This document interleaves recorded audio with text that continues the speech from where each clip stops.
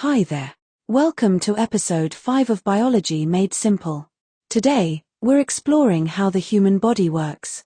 Our body is a complex system made up of organs and tissues. Everything works together. The heart pumps blood, the lungs fill it with oxygen, and the brain controls movement and thought. Body systems are like teams: circulatory, respiratory, digestive, nervous. Each has its own job, but they're all connected.